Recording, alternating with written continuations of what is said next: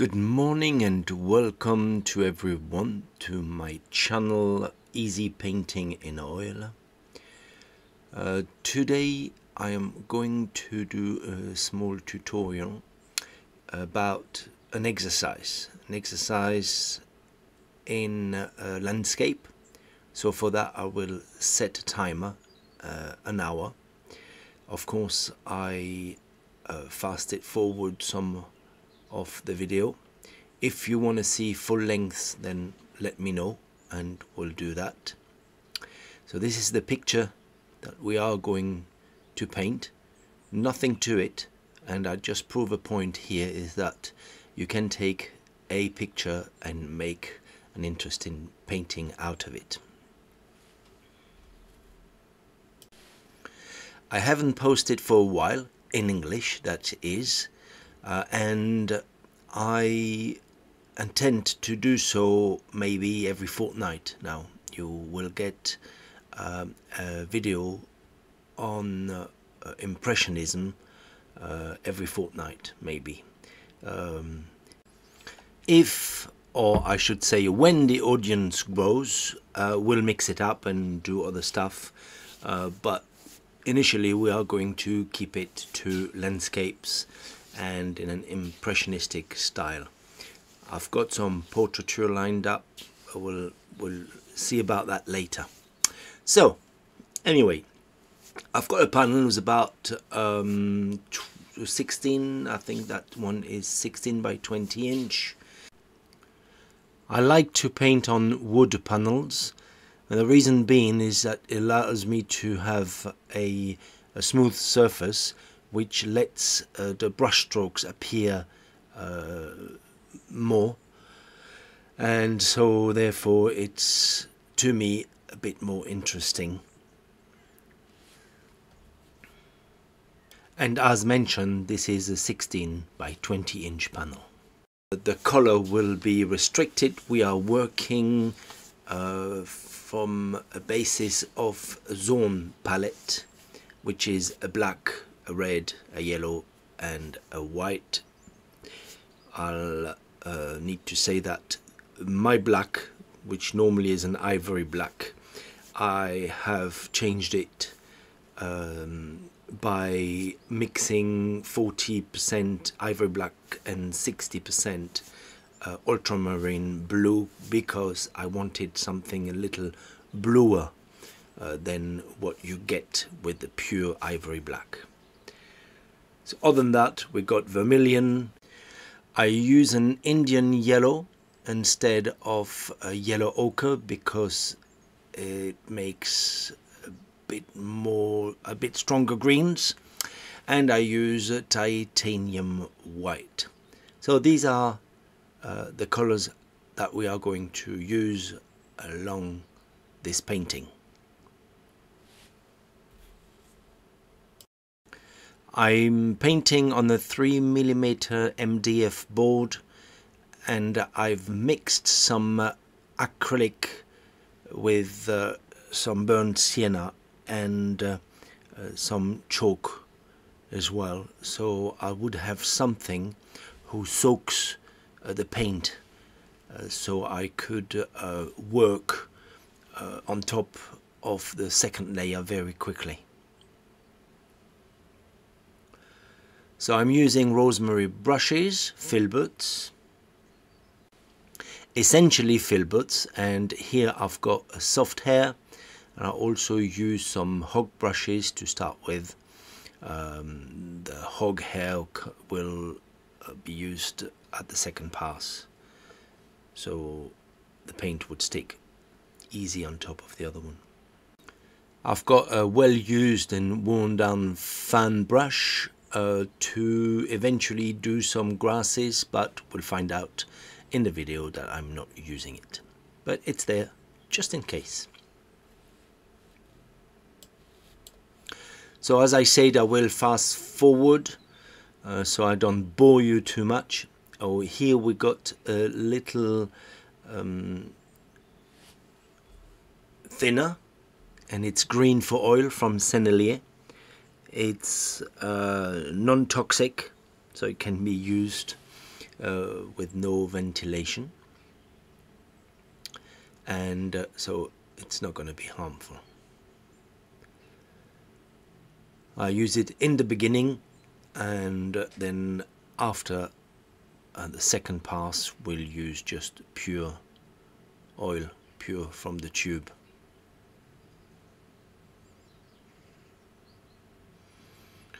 So to do the outline, we'll just use a little bit of the red mixed with the yellow, and we do a rough outline, nothing special. If I have to move something, I will, to make the composition a little more interesting. For instance, I didn't put in the rail or some posts that we see in the front. I left them out because to me they were not interesting. So we put in the road, the side of the road, the hill, the level where the trees are going to be.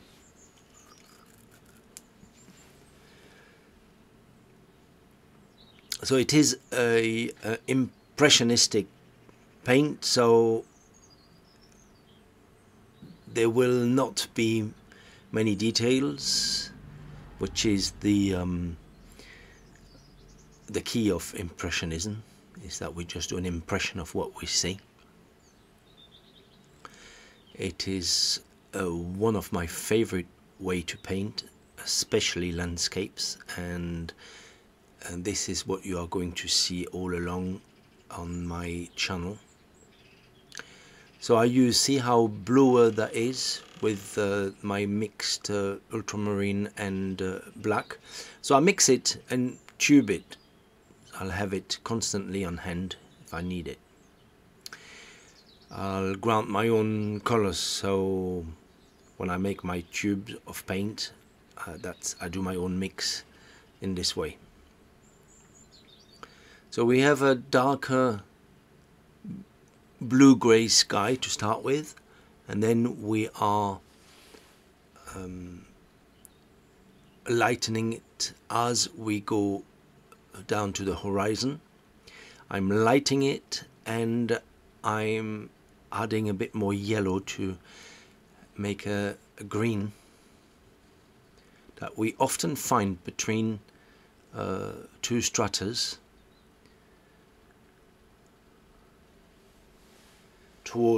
more towards the horizon. Yeah, it's slightly greener now and lighter.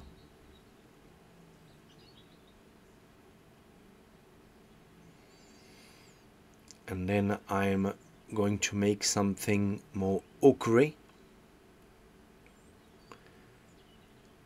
on the horizon itself, because where the horizon, where the sky meets the horizon, there is more dust particles, and therefore we see it a little more ochre like. It's not always, but often, especially in the summer.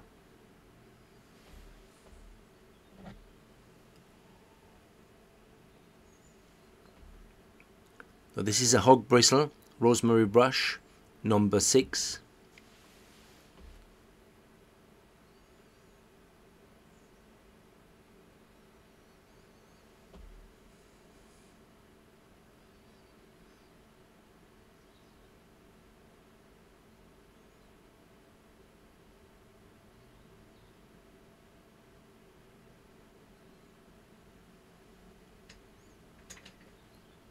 The brush strokes are random, but I make sure the patterns are changing.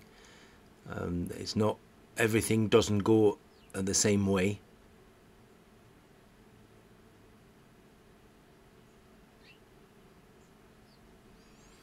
I use that same brush all along the painting until I paint the second pass, which I will swap then brushes. So now we are going to do a dark. with our blue-black mix, red and yellow. So we want something grey, green for the trees and the bushes. I'm putting in the shadows first. I should say my dark values first, all over the paint, all over the painting, sorry, wherever I see them. I squint my eyes, even it's a picture, I squint my eyes. I don't want to see details, and that's the way you are going to do it. By squinting your eyes, you reduce light, and therefore you reduce details.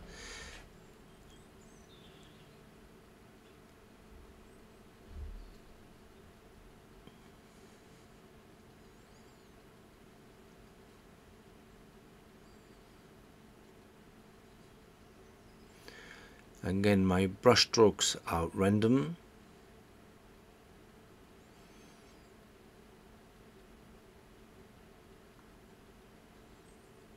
I try to balance my dark and light. Even if it's not in the picture, I'll choose one stronger than the other, or more prominent than the other. So for instance, here we have 70% of shadow and only 30% light. I would always favor one to the other, being the light or the shadow.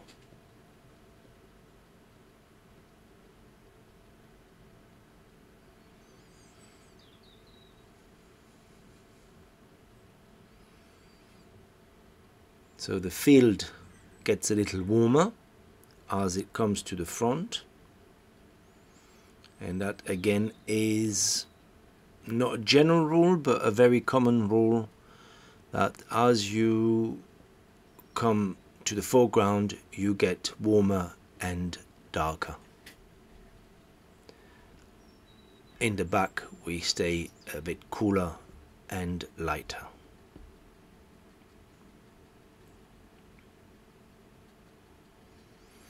My strokes are horizontal for now, even in the front, and we put some vertical strokes in a bit later. There we got some small bushes, shrubs, whatever they are. So I have a little darker base.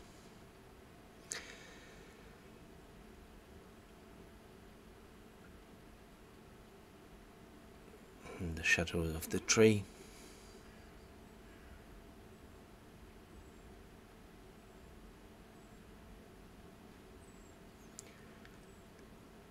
The side of the road, which is a bit redder, so in my mix I add a bit more red. And I will emphasize it even more, so like a rust color, to make then some vertical strokes to imitate those long grasses. Now we're back on to a grey, which is mainly a mixture of black, blue and some white. Just mix it in with the colors I've already got in the palette. I tend to always use my pool of paint to harmonize my colors. So I will always take a little bit into my pool when I do any mixes. Try to stay darker in the front to have that sensation of distance. If you stay the same color like the picture would be on the right, it's more or less the same color. But if you paint it this way, you will have something flat.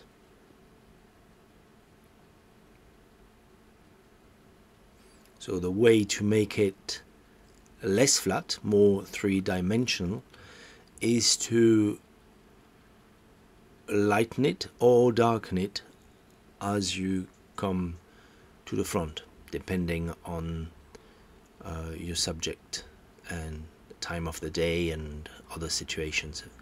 However, there need to be a gradation between what's in the horizon and what comes back, and between what is in the foreground.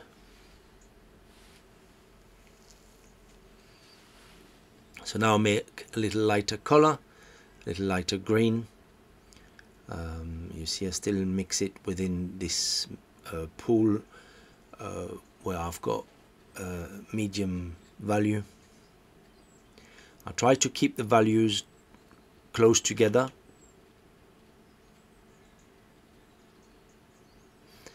Again, we are not copying 100% painting, we're making an impression of what we see.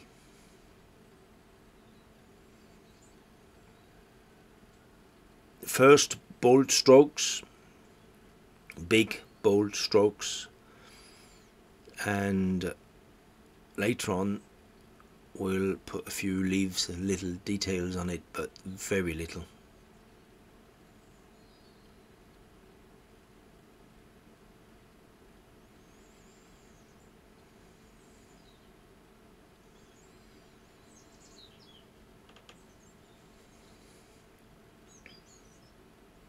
You need to have a clear distinction between the shadow and the light.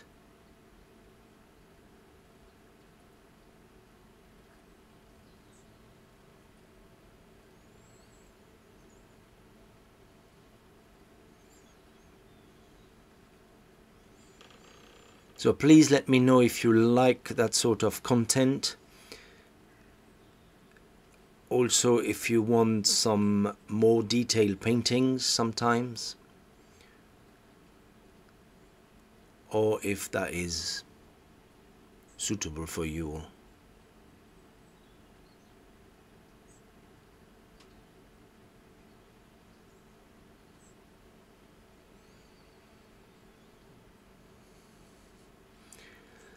So I'll restructure a little bit the paint by reinforcing the design, reinforcing the darks,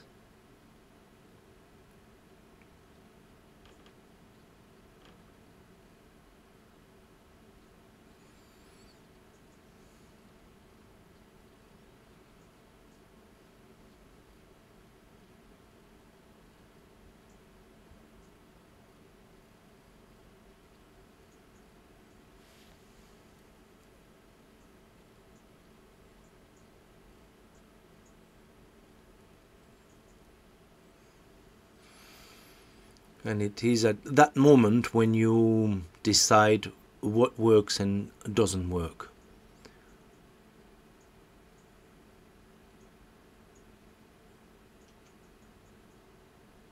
So this is the moment where you make changes if you need to.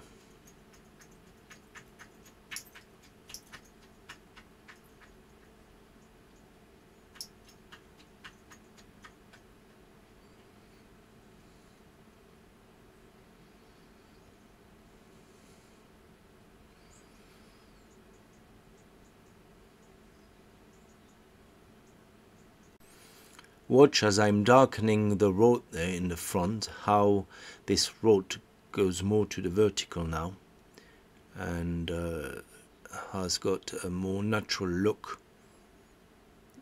with the landscape.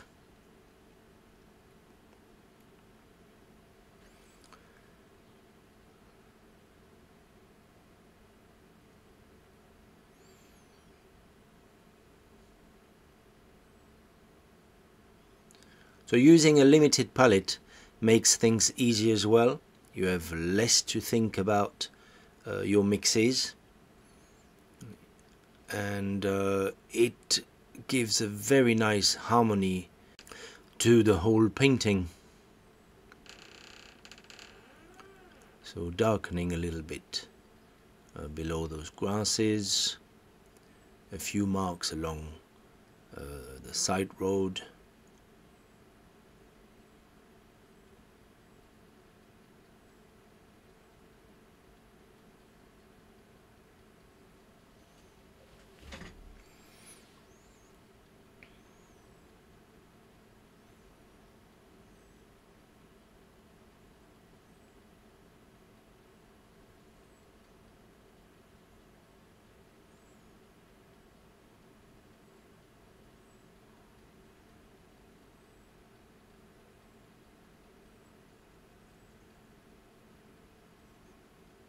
So don't overdo this.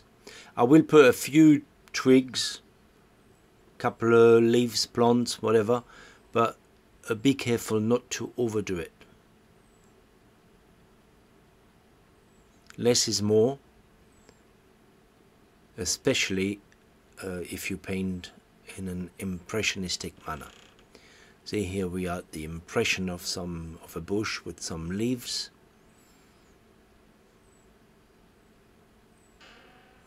A few highlights on top of that,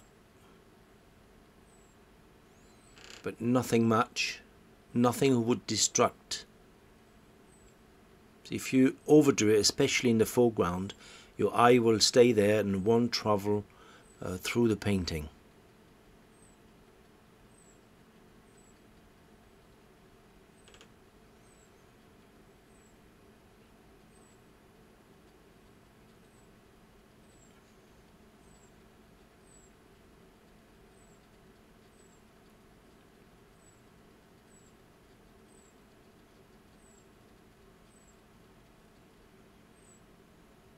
So let me know, please, in your comments or with your thumbs up, if you like this painting, if you want to see more of it. As I said, there will be a painting every fortnight in English.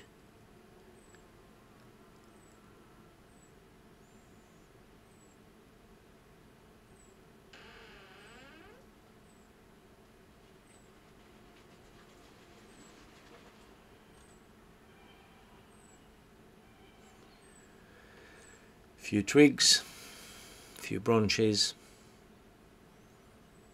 Again, as I say, don't overdo it.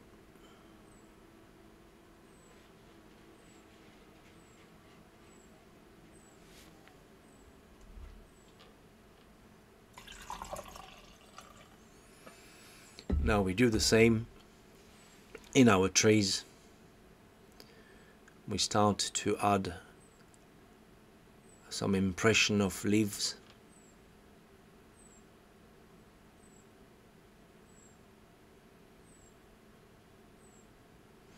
I would not always do it this way. Sometimes I'll leave it even more impressionistic, just showing the form of the light side or the dark side, and often it is enough, especially when the trees are further away.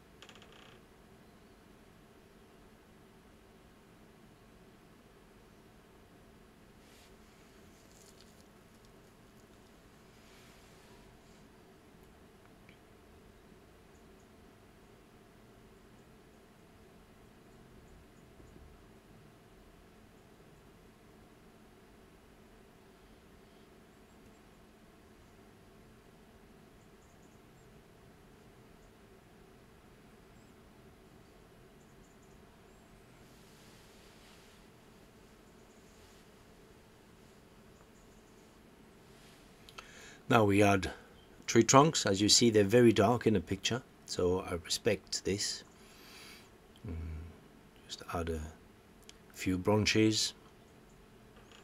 I try to put sideways strokes so I can imitate the roundness of the wood, of the trunks or the branches.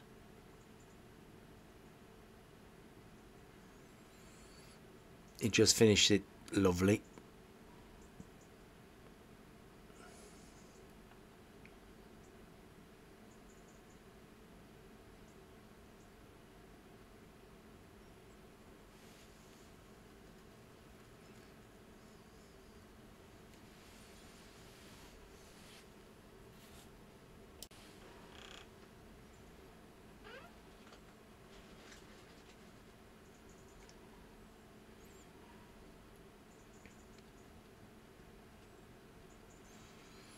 Here I'm adding some sky holes.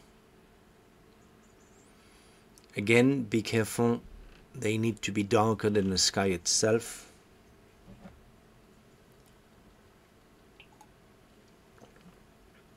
Having leaves surrounding it makes it in turn always darker.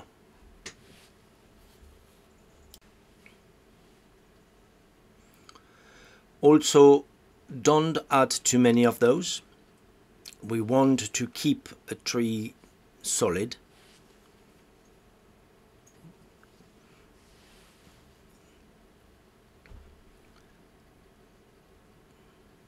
So be mindful when you add some sky holes.